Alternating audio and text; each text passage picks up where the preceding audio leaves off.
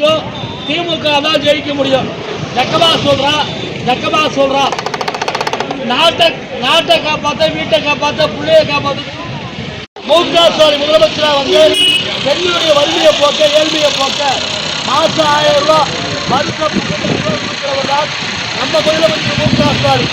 நக்கமா சொல்றா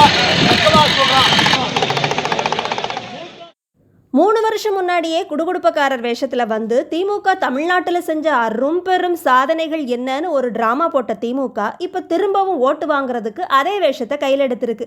திமுக தலைமை கழக பேச்சாளர் சேலம் கோவிந்தன் அப்படிங்கிறவர் நிறைய இடங்களில் இதே மாதிரி குடுகுடுப்பை அடித்ததோட 2026 தேர்தல் முடிகிற வரைக்கும் 234 தொகுதியிலையும் இதே குடுகுடுப்பை குரளி வித்தையை காட்டியே தீர்வேன்னு சபதம் வேற போட்டிருக்கிறாராம்.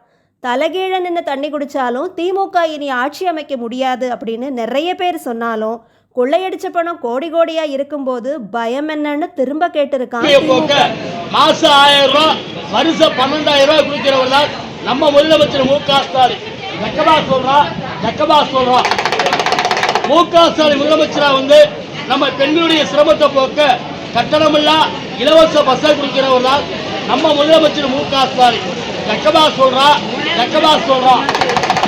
மு.க. ஸ்டாலின் முதலமைச்சரா வந்து நம்ம வீட்டுக்குள்ள பள்ளிக்கூடத்துக்கு போகும்போது காலையில நக்கமா சொல்றா மு.க. ஸ்டாலின் முதலமைச்சரா வந்து காலேஜ் போற பிள்ளைக்கு மாசம் 1000 ரூபாய் வருஷம் 12000 ரூபாய் கொடுக்கிறவர் தான் நம்ம முதலமைச்சர் மு.க. ஸ்டாலின்.